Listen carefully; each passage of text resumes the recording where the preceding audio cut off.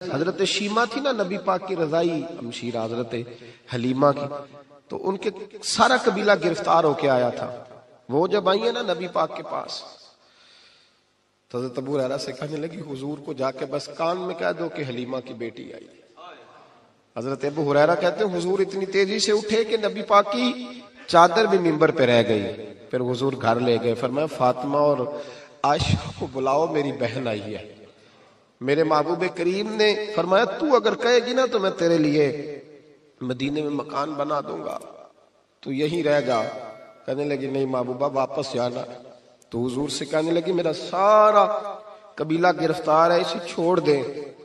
حضرت ابو ہریرہ کہتے ہیں ہر کام حضور نے مشورے سے کیا، پر جب بہن نے کہا نا چھوڑ دے، اور میں کوئی مشورہ نہیں، جیسے تو کہے گی ویسے ہی ہو جائے گا، جیسے تو کہے گی ویسے ہی ہو جائے گا، جس طرح تو چاہے گی.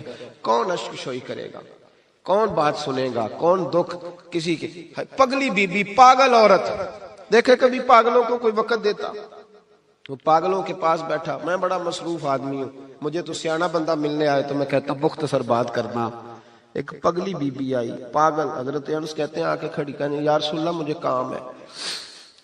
پاگل عورت. تو نبی کریم صلی اللہ تعالی علیہ وسلم نے کہا کیا کام ہے؟ تو اس کے محلے کے لوگ کھڑے ہو گئے، کہنے لگے حضور چھوڑیں، یہ تو دیوانی ہے، ایسی باتیں کرتی رہتی ہے. جناب انس بن مالک فرماتے ہیں حضور ناراض ہوئے، فرمایا تم سے بات کر رہی ہے کہ مجھ سے کر رہی ہے؟ کرنے دو باتیں. کیا بات ہے بتا؟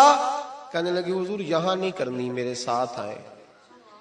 نبی کریم اس کے پیچھے پیچھے چلنے لگے. جناب انس فرماتے ہیں کہ صحرا میں لے گئی، نبی پاک ریت پہ بیٹھ گئے، سامنے بیٹھ گئی. کہنے لگی حضور بچوں کو منع کریں، مجھے روڑے مارتے. فرمایا میں کہہ دوں گا، اب نہیں کریں گے. حضور میرے گھر والے میری بات نہیں سنتے. فرمایا میں سمجھاؤں گا. یا رسول اللہ یہ پاگل کہہ کے چھیڑتے.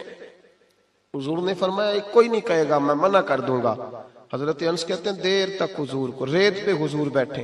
یار یہ بھی سنت ہے میرے نبی، صرف کھانے کے درمیان میٹھا کھانا ہی سنت نہیں میرے بھائی، یہ بھی نبی پاک کی سنت ہے، یہ بھی رسول پاک کا طریقہ ہے.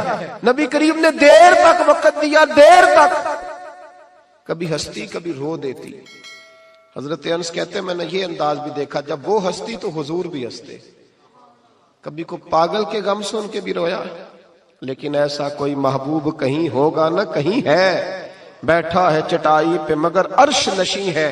میرے محبوب نے کھل کے باتیں سنی، کھل کے اپنی مرضی سے. کہنے لگی محبوبہ میں تھک گئی ہوں، اب آپ جائیں. حضور میں تھک گئی ہوں، آپ جائیں.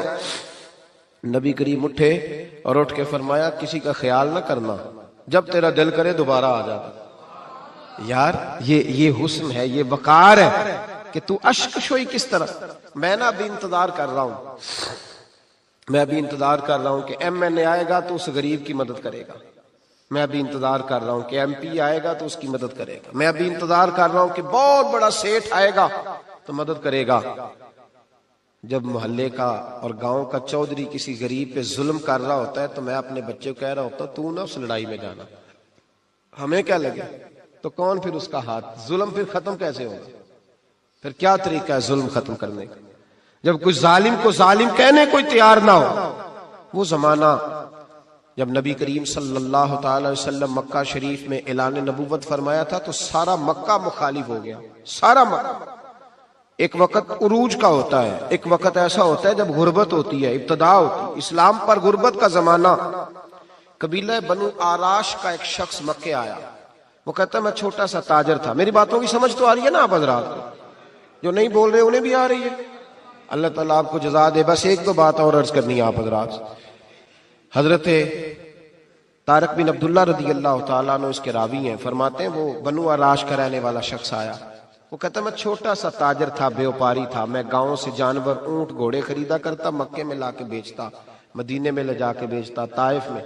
میں ایک دفعہ نا بڑے سرخ رنگ کے خوبصورت 2 اونٹ مکے لایا. میں مکے کے لوگوں کو زیادہ نہیں جانتا تھا، منڈی میں جو لوگ آتے جاتے تھے انہیں جانتا تھا، مال بیچ کے چلا جاتا تھا. آج میں مکے میں داخل ہوا تو ابو جال مجھے کہنے لگا یہاں ایک شخص نے دعویٰ نبوت کیا، اس کے قریب نہ جانا. میں نے کہا ٹھیک ہے نہیں جاؤں گا. میں نے اونٹ دکھائے تو ابو جال کو پسند آ گئے، سودا ہو گیا، اونٹ خرید لیے. وہ شخص کہتا ہے کہ اونٹ خرید کے نا، تو کہنے لگا فلاں محلے کی فلاں گلی کے فلاں کونے میں میرا گھر ہے، کل آ کے پیسے لے جانا۔ کہتے میں اگلے دن پیسے لینے گیا تو کہنے لگا آج نہیں میرے پاس، کل آنا۔ میں اگلے دن پھر گیا پیسے، کہنے لگا نہیں کل آنا۔ ہوٹل ہوتے نہیں تھے، مکے میں میرا رشتہ دار کوئی نہیں تھا، میں فٹ پاتھ پہ سوتا، جو چند کھجوریں اور سرکہ میرے پاس تھا وہ پہلے دن ہی ختم ہو گیا، انویسٹمنٹ بھی ساری وہیں لگی ہوئی تھی، گھر میں بچے بچیاں انتظار کر رہے تھے، میں بڑا مجبور ہوا، تھک گیا۔ تیسرے دن میں گیا تو میں نے کہا پیسے، کہنے لگا کل آنا۔ میں نے ذرا دبا کے بات کی، میں نے کہا یار میری کوئی پھپھو تو رہتی نہیں مکہ مکرمہ میں، غریب آدمی ہوں، میرے پیسے دے میں جاؤں۔ جب دبا کے بات کی تو کہنے لگا جا دوڑ جا، جہاں سے ملتے ہیں لے لے، بھاگ جا۔ یہ تاجر جب ڈوبتے ہیں نا تو معاذ اللہ تعالیٰ کچھ تو ایسے ہوتے ہیں جو خودکشی کر کے مر جاتے ہیں، اس لیے کہ بڑے لوگ ان کے ساتھ وابستہ ہوتے ہیں۔ جب کسی کی اصل راہ سے ڈوب جائے کہتے ہیں میں کانپنے لگا۔ میں نے پوچھا لوگوں سے کہ تمہارے چودھری سردار بڑے کہاں بیٹھتے ہیں؟ تو کہا وہ جو حرم مکہ کے ساتھ ٹولیاں بنا کے بیٹھے ہیں نا، وہ سارے ہمارے سردار ہی ہیں۔ کہتے میں وہاں گیا، ابو سفیان تھے، ابو لہب تھا، عتبہ، طیبہ، شیبہ، ابو المختری، اخنس بن شریک، سب بیٹھے۔ میں نے جا کے کہا یارو میں بنو عراش کا رہنے والا ہوں، چھوٹا سا تاجر ہوں، 2 اونٹ یہاں لا کے بیچ بیٹھا ہوں، تو ایک شخص نے خریدے ہیں، وہ پیسے نہیں دیتا۔ کہتے ہیں عتبہ بولا یا ابو سفیان بولا، کون ہے جو تیرے پیسے کھا گیا؟ طاقت ہے کسی کی نام لے؟ تو کہتے میں نے کہا اس کا نام ابو جہل ہے۔ جب میں نے یہ کہا نا تو کہنے لگے اوہو وہ تو پیسے نہیں ملتے تیرے، وہ تو بڑا گنڈا ہے، تو بہت بڑے بدماش کے پاس لگ گئے، وہ تو نہیں پیسے ملنے لگے، کبھی نہیں ملتے۔ فرماتے اب میں کانپا، اب تو میری امیدیں ٹوٹنے لگیں، اب میرے آنسو چھلکنے لگے۔ تو ایک شخص نے نا مذاق کیا، ادھر دیکھیے گا میری طرف، مذاق کیا۔ کہتے ہیں سامنے نا خانہ کعبہ کی دیوار کے ساتھ ٹیک لگا کے رسول پاک تشریف فرما تھے، نبی کریم بیٹھے ہوئے تھے، نبی کریم۔ تو ایک بندے نے معاذ اللہ ثم معاذ اللہ نقل کفر نہ باشد، اس نے نا مذاق کیا، کہنے لگا وہ جو بندہ بیٹھا ہے وہ تیرا مسئلہ حل کر سکتا ہے۔ کہتے ہیں اس نے مذاق کیا، باقی ہنسنے لگے۔ مجھے سمجھ نہ آئی کہ بھیجتے بھی ہیں اور مذاق بھی اڑاتے ہیں، لیکن ڈوبتے کو تنکے کا سہارا میں حضور علیہ السلام کے قریب پہنچا۔ نبی کریم کچھ وظیفہ پڑھ رہے تھے۔ یہ غریب آدمی نا بیچارہ وزیر سے بھی ڈرتا ہے تو پیر سے بھی ڈرتا ہے کہ کہیں طبیعت پہ کوئی چیز گرا نہ گزر جائے۔ تو کہتا ہے میں ڈرتے ڈرتے نا پیچھے بیٹھ گیا کہ فارغ ہوں گے تو میں بات کروں گا۔